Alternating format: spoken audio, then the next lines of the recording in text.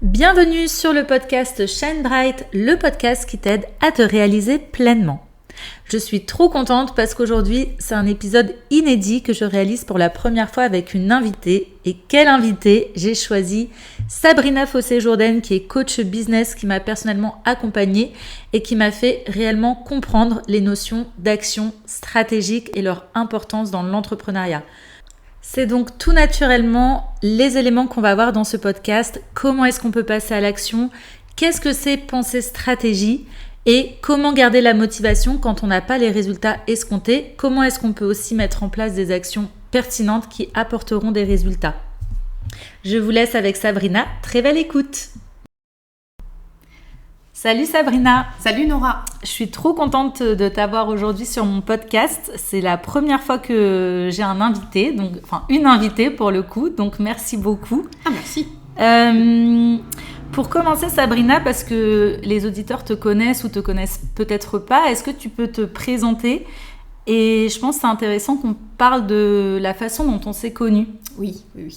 Donc moi c'est Sabrina Fossé, donc je suis coach consultante en bilan de compétences et en accompagnement d'entrepreneurs sur la partie stratégie, plutôt sur les professions libérales. C'est là où j'ai un petit peu d'où on se connaît, c'est chouette que tu en parles parce qu'on en a parlé juste avant de démarrer, ça a ravivé un petit peu les souvenirs, donc c'est très bien.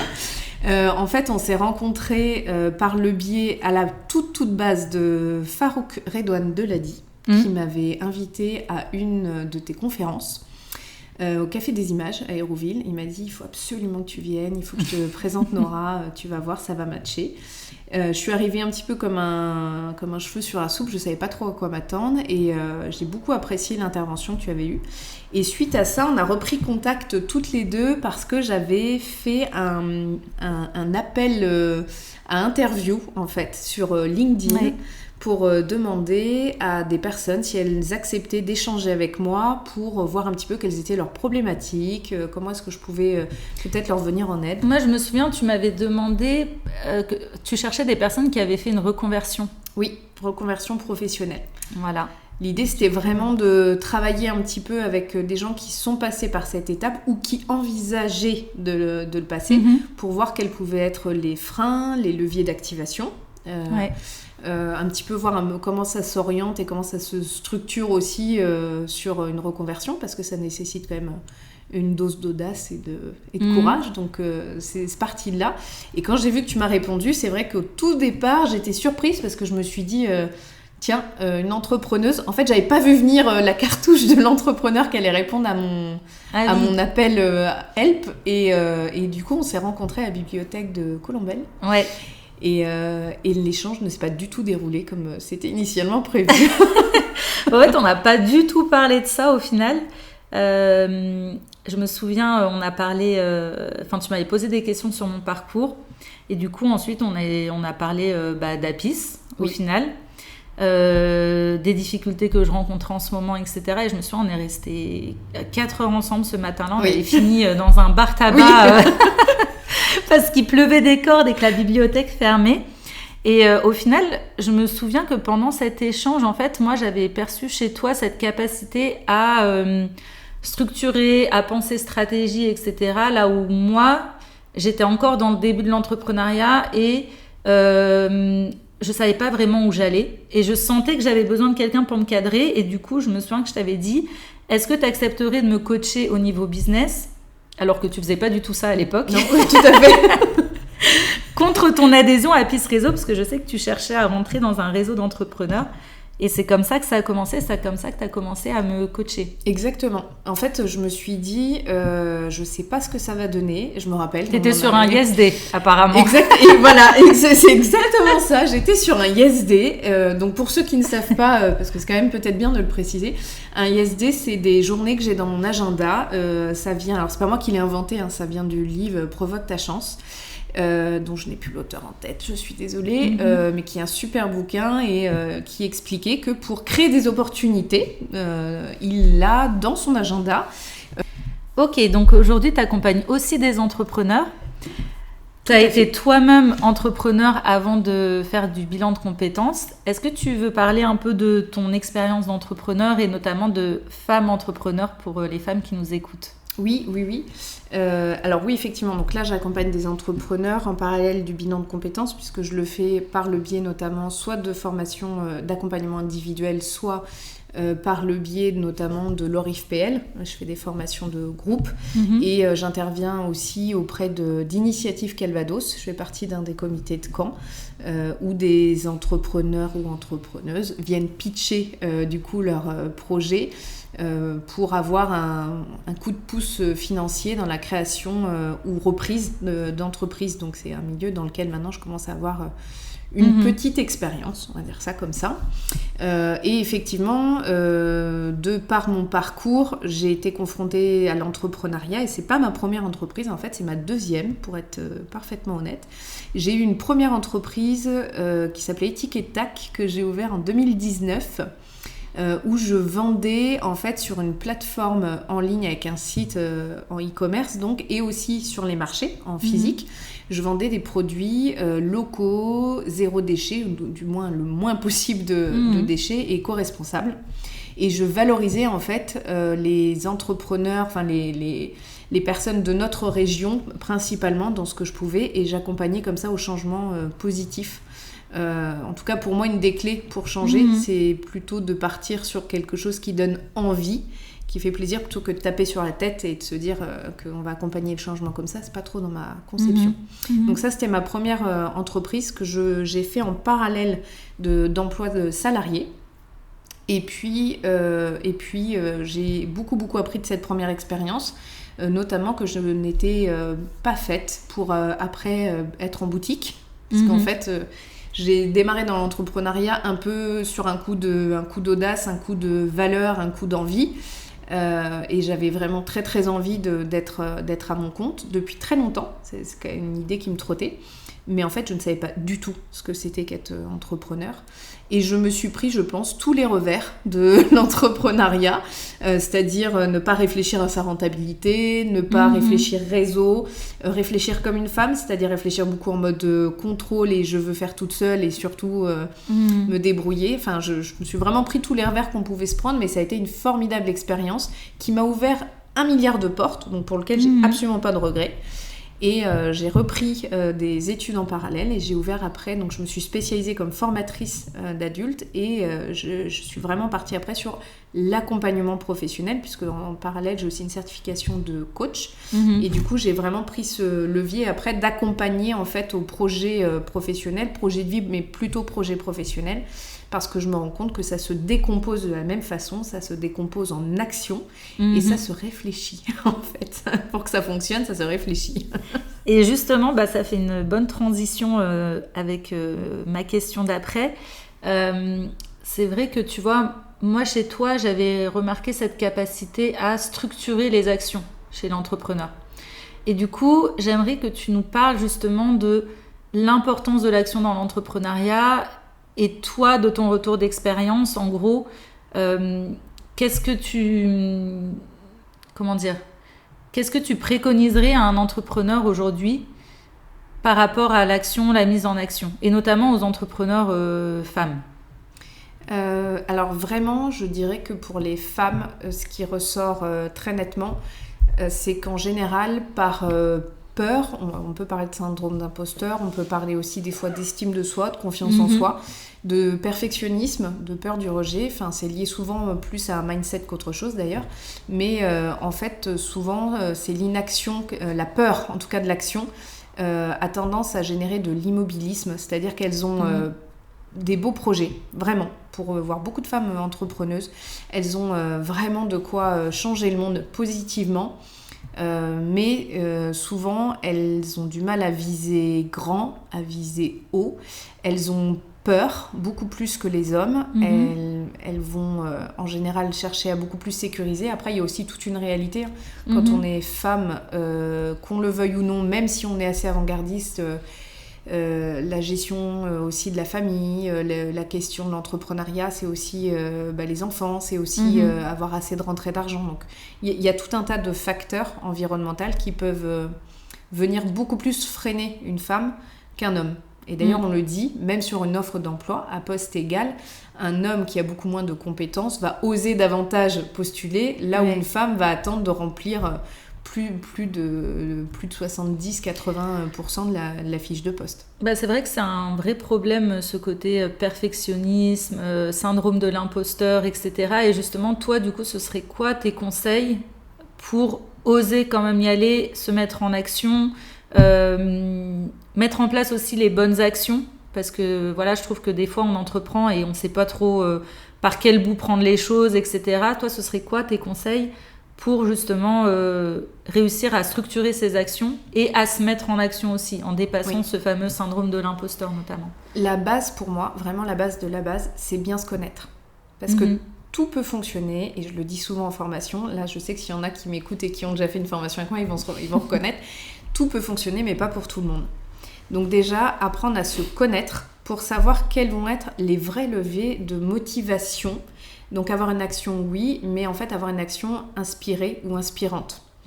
Parce que si on ne met pas en face le bon objectif, si on ne court pas après le bon objectif, en fait, on va s'éparpiller, mais ça ne va pas nous faire avancer. Donc déjà, première chose, c'est bien se connaître et comprendre quels vont être les moteurs chez nous, qui ne vont pas être les mêmes, en fait, chez d'autres, et accepter, en fait, de se dire, ok, je suis comme ça, je fonctionne comme ça, donc il faut mettre des actions qui soient cohérentes avec notre personnalité profonde. Complètement, je suis complètement d'accord, parce que c'est vrai que moi, à titre d'exemple, au début, quand je me suis lancée, j'ai beaucoup essayé de faire les choses comme je pensais qu'elles devaient être faites. Oui. Et c'est vrai qu'on est dans une société d'hyperproductivité, etc., où on a l'impression qu'il faut être discipliné, rigoureux, il faut travailler d'une certaine manière qu'on nous a appris à l'école notamment. Et en fait, ça fonctionne pas pour tout le monde. Et c'est vrai que si ça te correspond pas, par exemple, moi, justement, d'avoir fait ce travail-là, on a vu que voilà, la liberté, c'était une de mes grandes valeurs. Et du coup, dès que je me sentais un peu restreinte là-dedans, ne serait-ce que dans mon agenda, d'avoir des créneaux bloqués toute la semaine, etc., sans espace, un peu de liberté, ça ne me correspondait pas du tout. Oui. Là où, finalement, je suis beaucoup plus productive, moi, personnellement, quand je peux me laisser une flexibilité dans mon agenda, par exemple, ou voilà. Et donc, je trouve ça hyper intéressant, ce que tu dis sur, effectivement, bien se connaître, savoir pourquoi on fait ce qu'on fait aussi, pour garder cette motivation. Et c'est vrai que ça passe par la connaissance de soi. Connaissance de soi, de ses valeurs, de ses besoins, de sa personnalité. Qu'est-ce qui fonctionne chez moi, quels sont les leviers de motivation. Parce qu'après, il faut aussi comprendre qu'être entrepreneur, c'est mettre des actions en place, mais mettre beaucoup d'actions. Parce qu'en fait, alors c'est ce que je dis souvent, il faut semer plein de graines. On ne sait pas quelle graine va pousser ou pas. C'est vraiment, c'est la même chose que jardiner. Moi, je dis ça, je ne suis pas du tout jardinière, mais en tout cas très peu. Mais sincèrement, c'est la même démarche. C'est-à-dire que quand on se lance dans l'entrepreneuriat, une fois qu'on se connaît bien, on va se dire, ok, je sais que c'est ça qui va être un levier de motivation. Donc la motivation, c'est le premier élan, en fait, qui va être moteur au démarrage. Et ensuite, c'est la persévérance qui va prendre le dessus. Mais pour qu'il y ait la motivation, il faut effectivement que la vision soit déjà cohérente dès le début. Et je trouve aussi que c'est ça qui fait tenir quand ça ne fonctionne pas. Parce qu'on va mettre plein d'actions en place. En fait, sur 100 actions qu'on va faire, il n'y en a peut-être que 10 vraiment qui vont donner des résultats.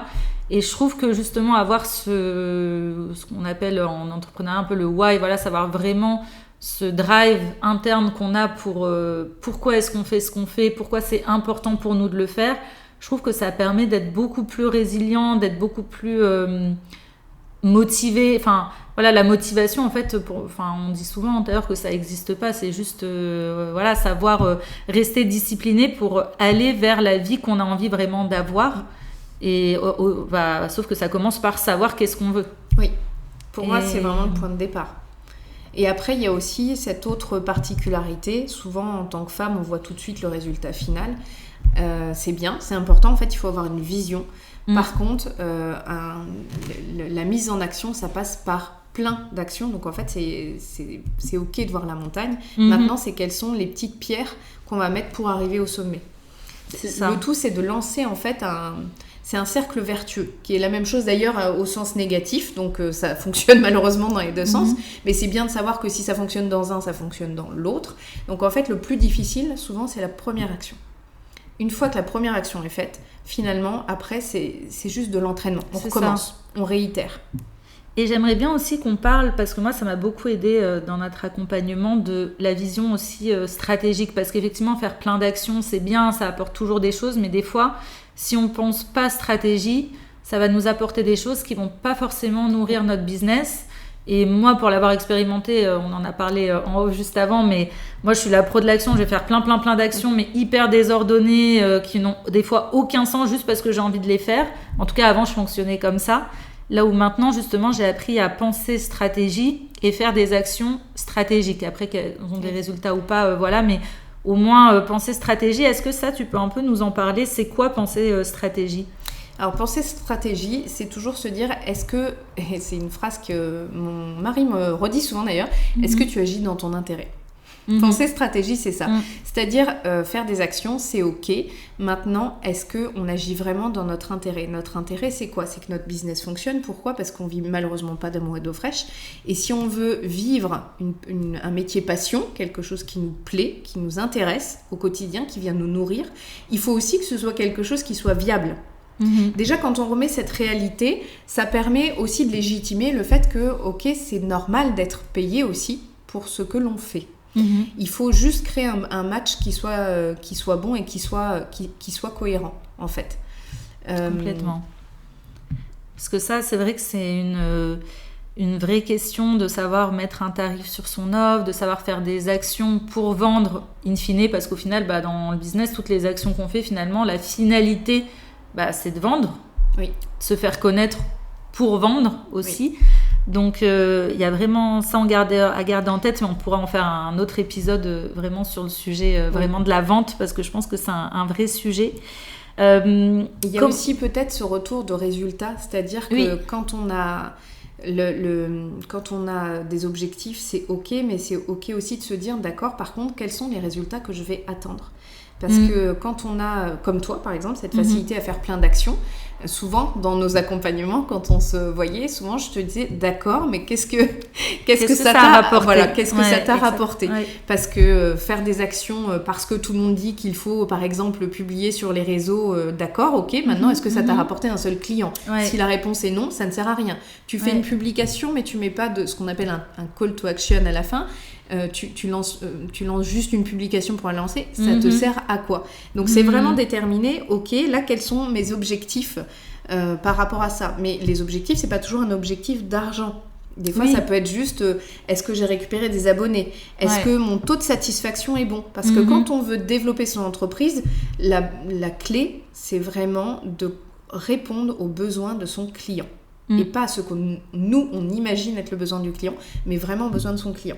Donc, est-ce que mon client est satisfait ? Et ça, comment je le mesure, tout simplement.